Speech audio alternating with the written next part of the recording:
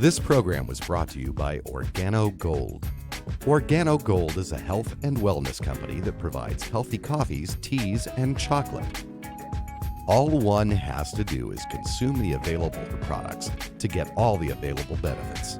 One can also share these products with others to help them improve their health as well. For more information, call 703-359-5642 or visit the website basilelemba.com.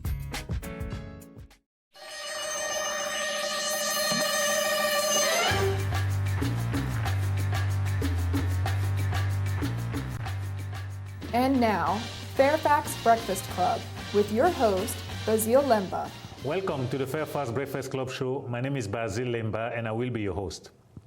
The Fairfax Breakfast Club is a weekly program in which we bring to you valuable and workable know-how you can use to improve your networking skills and grow your business. We always start the show with a quote. And today's quote is, real estate investing, even on a very small scale, remains a true and tried means of building an individual's cash flow and wealth. And that is from Robert Kiyosaki. With us today in the studio, we have for the very first time somebody who deals with real estate investing. We invited him so he can give us some pointers because the subject most of us at one point or another get involved in. So he can give us some tips, so we can do it properly and make the best of it. His name is Don Tepper with 3D Solution. Hello, Don. Hello. How are you? Great. Very excellent. So we're very happy to have you on the show because most people get interested at one point or another in real estate investing. And we want to put this together as a program where they could refer to and get some tips on it. Great. So first of all, what is real estate investing? Real estate investing means acquiring, controlling, or buying, and those are two different things. Buying or controlling real estate to produce a profit. And it can be either long-term cash flow or it can be immediate profit from a short-term transaction, such as rehabbing a property. Okay. You personally prefer rehabbing property or holding it for long-term cash flow? Well, I've actually been a long-term landlord, holding for cash flow. More recently, I've gotten interested in both rehabbing, which is, if done properly, perhaps a 4 to 6 month process, and another technique called wholesaling, where I find properties, put them under contract, and then assign the contract. And that is usually a several-week process. Okay. And there are a number of other techniques that real estate investors, either full-time real estate investors or people in your audience who might just occasionally want to do it, can do. Okay. How do you compare real estate investment to other investments? That's a good question. There is risk to real estate investing, but the risk is a lot more controllable if you know what you're doing. For example, if you invest in the stock market and the stock market goes up, that's great. You can make a lot of money. It's very difficult to pick individual stocks that are going to go up, and sometimes the stock market goes down 10%, 15%, 20%, whatever. And you have very little control over it other than to get out of the stock market.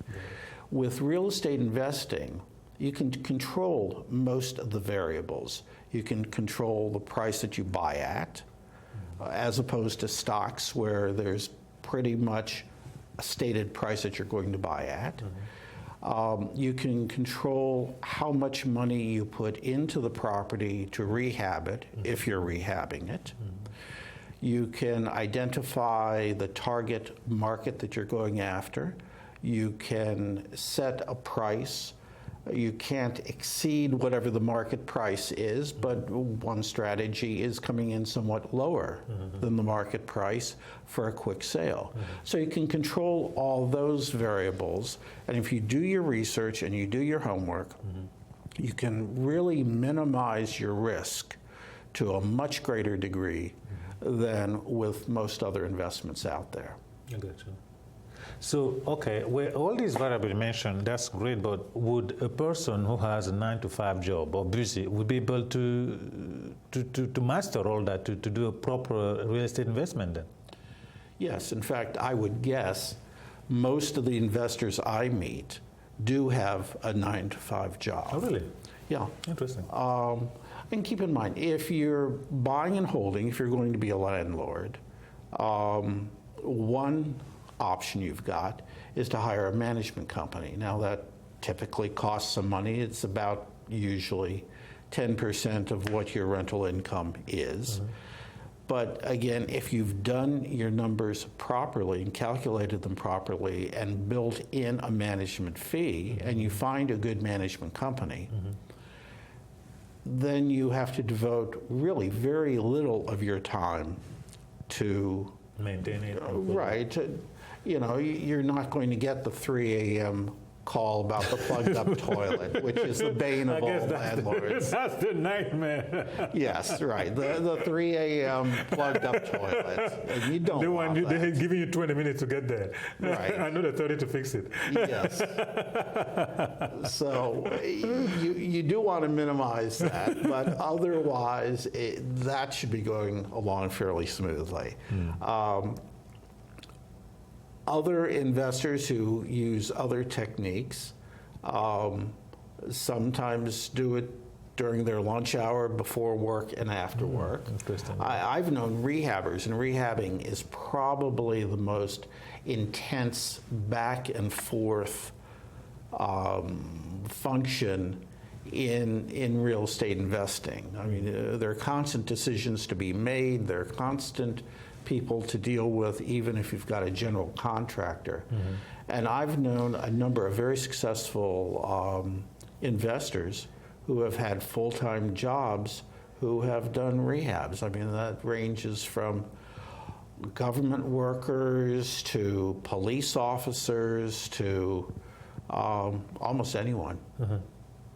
I mean, you have to manage your time carefully, and you have to be able to outsource what you can't handle yourself. In the case of being a landlord, you can outsource the management. If you're doing a lot of marketing and expecting a lot of phone calls, you can outsource your telephone answering process. So it's just coming up with a wise use of your time, knowing what you can do. And what you can do is usually sort of the knowledge or the intelligence behind it. Outsource the things that you can outsource. I mean, either domestically, or a lot of people use virtual assistants who are overseas, you know, and that costs $3-4 an hour. Okay. Well, I understand you brought a video for us. Yes. Why don't we run that video at this point in time to give our guests over here a better idea on what we're talking about? Sure. What you're going to see is a typical scenario, let's say, of someone who might turn to a real estate investor. Put yourself in the position of the person providing the service to the person being profiled. Okay. So here is the video.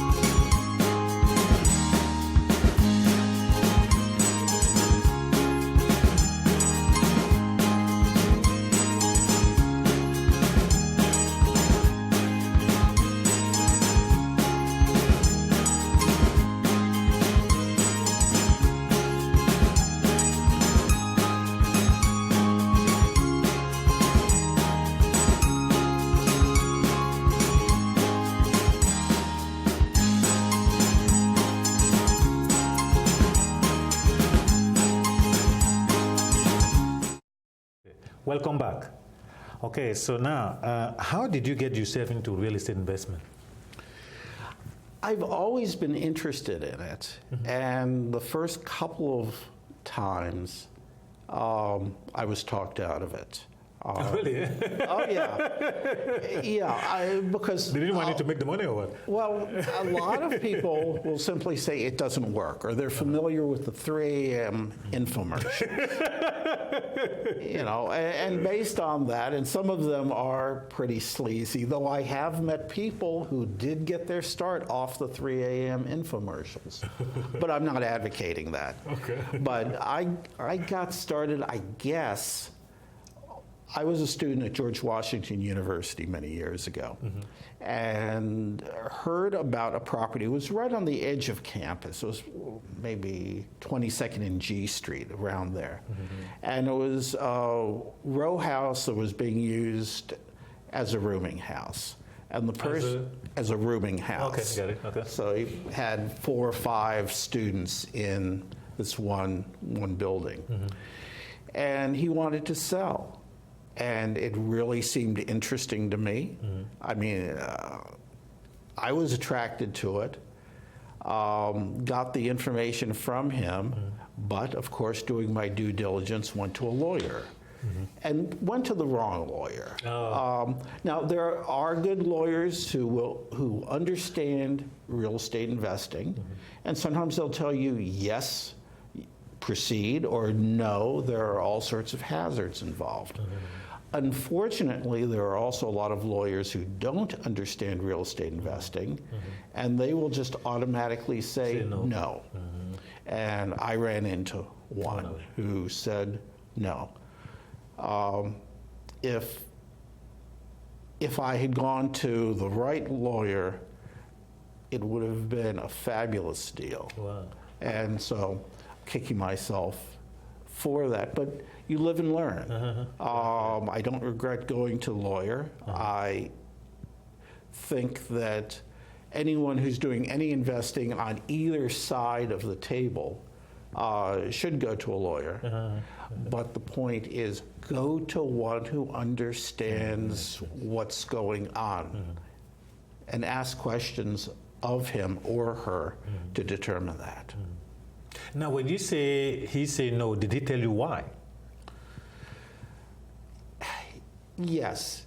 He said that what the person was proposing, it was a contract for deed, which essentially means, and it's one technique that a lot of investors use, is the owner would hold on to the deed. I would be making payments to him. And at some point in the future, he would transfer the deed to me. That's a perfectly legitimate way to do it, and there are all sorts of protections that can be set up to protect the person purchasing the property. This lawyer clearly didn't know those procedures, and so presented to me the scenario of, well, you can pay him and pay him and pay him, and what if he changes his mind and doesn't deliver the deed to you? Okay. And I didn't know enough to say, well, can't there be certain protections built in? I know that now. I got it, okay. Live and learn. Yes. Okay. And then what was the second time then? Oh, the second time, fortunately, not to blame my wife, who is very sensible, but we had just purchased a property in Falls Church. This was, again, many years ago, shortly after I got out of school, and so had she. And we had purchased a very nice property, great location, 2 blocks to the metro. Wow. Everything was fine. Well, we had been there about a year, and then another property within a block of our house came on the market. And we knew our purchase had been a good one, but this property cost all of $10,000 more. And she said, well, I'm not sure. And I said, I think it's a good idea. She said, well, I really would not be comfortable with it. So for domestic tranquility, I passed on the opportunity. And again, it would have been a great long-term investment. Okay. But again, you live and learn, and sometimes there are factors other than the numbers that you have to consider. Mm-hmm.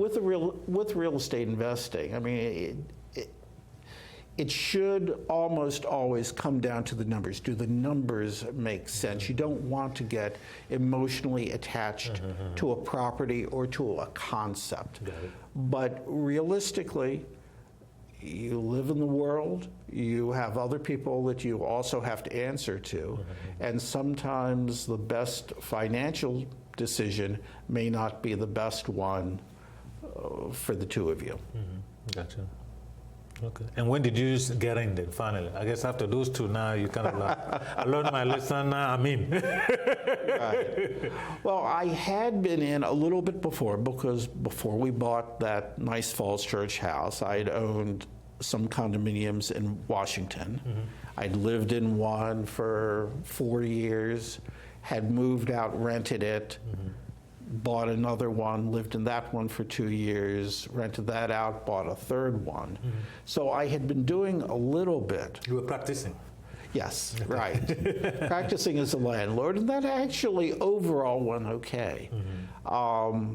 So I knew some stuff about real estate investing, but it was probably more about 7 or 8 years ago when I decided, really, if I want to continue doing this, or if I want to do this, I ought to learn more about it. Got it. I ought to attend meetings, I ought to attend seminars, I actually ought to try some of the stuff, learn from my mistakes, and yes, I've made mistakes since then. But it was just kind of a decision that I've been putting this off long enough. Now's the time to try it. Gotcha. Okay, so now let's say I work, okay? I have a job, and government job or whatever, and I'm thinking about retirement, and I would like to get into real estate investment. What would you suggest that I do? There are a couple of options. You might or might not want to plunge in all the way and become a full-fledged real estate investor. And if you want to do that, that's good. And in fact, I guess I'd advise people to do some of that even if they're not planning on being active in that way. Why is that? What would you? Because you learn things. You learn things in any case. You can talk to people who can give you advice about what to do and what not to do. There are, for example, several different real estate investment clubs or associations in Northern Virginia. One of them meets up at Tyson's, the other one meets in Alexandria. They'll also put on seminars. And you can learn about different aspects of investing. And the meetings are at night, so you can do that after work. And you can get an idea of whether you want to invest in single-family homes, whether you want to invest in apartment buildings, or something else. Self-storage units are very big and very popular, and that takes relatively little management. What do you mean by self-storage? The places that rent out space by the month, 10 by 12 But container. how is the investment tie into that? Because you buy the entire and then you property. then you rent it to people. Right, exactly. Oh, really? They do that? Oh, yeah. Yeah, it's done up in this area. In fact, it's done all across the country. But like all these, the self-storage place that we see, would that be something, so you take it for your own and then you supply to somebody? I thought I thought they manage it themselves, don't they? Smaller ones require some management, larger ones do as well, but... Oh, you mean you can buy a self-storage place and start renting the people using, that's what you mean? Yes. Oh, okay, Right. I got it, okay. Yeah, Interesting. and you know, some of them that you see in this area, the larger ones are franchises. Oh, that's what I was thinking, that's what I had in mind, okay. But in a lot of areas of the country, they're not franchises. Oh, I didn't know that. I had no idea. Yeah, and I know half a dozen investors in this area who have bought self-storage units around the country. So that, for instance, is another creative way to get into it. So I would advise a person to learn a bit about the different options. Well, let me ask you this. Real estate is is a business though. Yes, The way absolutely. because Yes. when you saw that, I'm thinking you got to buy it, you got to promote it. Yes. Because not because you buy it that the money is going to come, people have to use it. Right. So basically, it's a small business in itself. Yes, it is. Right. But it can be a very profitable business because there's relatively little upkeep. You do have to promote it. But if you choose the right location, you will have a lot of people around you who are looking for precisely that. But yes, that's a business. Some people I know buy mobile home parks. Yeah, I heard about that. And it functions kind of the same way. You're buying the whole thing, then you're renting out, or in the case of mobile home or manufactured home parks, you're collecting lot rent, and people. I'm told it's very lucrative. Some of them are very lucrative. Yes, absolutely. Very lucrative. Okay. So, anyhow, I would advise someone who's interested in exploring the possibility of becoming an investor to spend at least several months exploring those options. Again, you can do it in the evening. It doesn't cost much to attend these meetings. But learn, get contacts. You'll also make contacts with lawyers who do understand real estate investing, as well as accountants who understand it. Can we say that when you go to those association meetings you mentioned, Right. you're probably going to run into lawyers and accountants there who do understand real Yes, estate? exactly. Okay. Right. So you'll do that. You'll also run into other people who are doing the same thing that you want to do, whether it's just buying a property and holding on to it, or whether it's some other strategy that you want to follow. Okay. And then after that, make your decision about how you want to proceed. And by that point, you probably have enough knowledge to know who to contact and what your next steps are. Now, in your capacity, you're an investor, you're real estate. Do you also help somebody guide people in investment? I can, yes. Okay. Right. Okay. In fact, there are various ways that can be done. I mean, often, I'll just do it for free. I mean, someone will ask me for information or assistance, and I'll provide it to them. In other cases,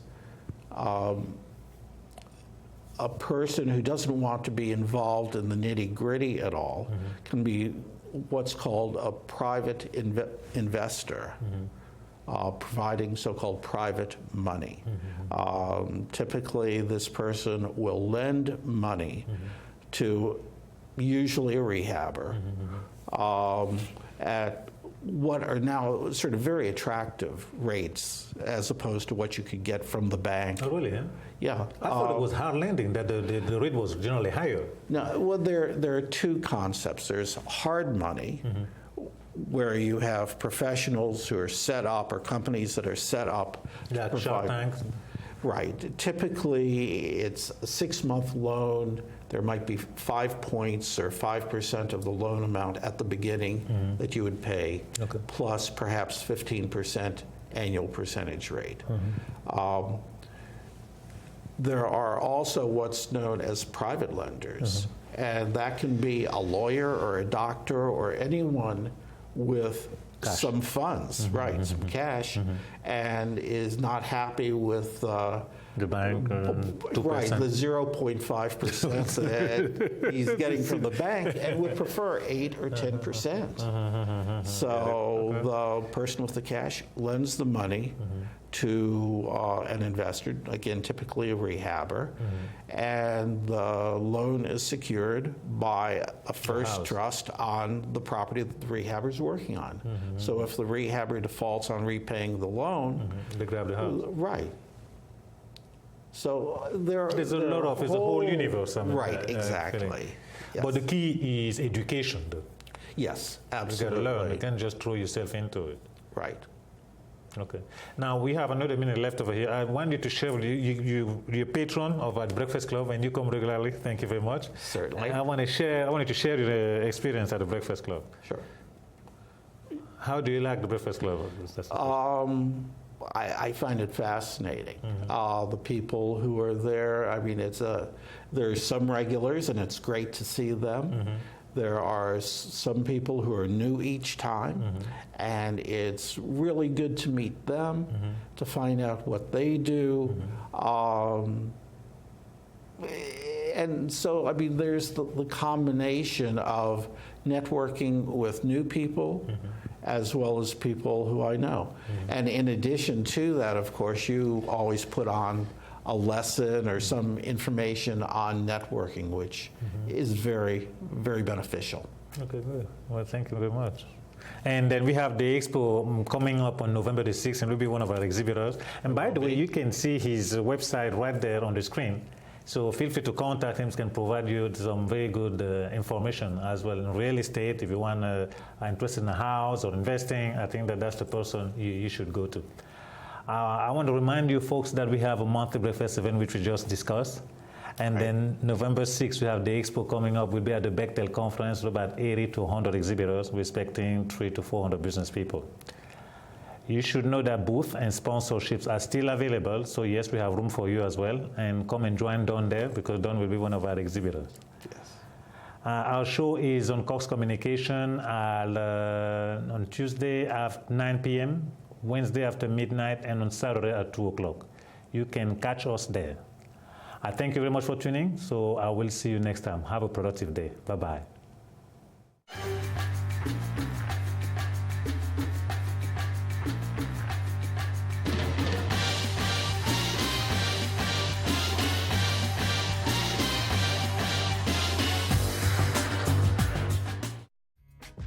This program was brought to you by Organo Gold.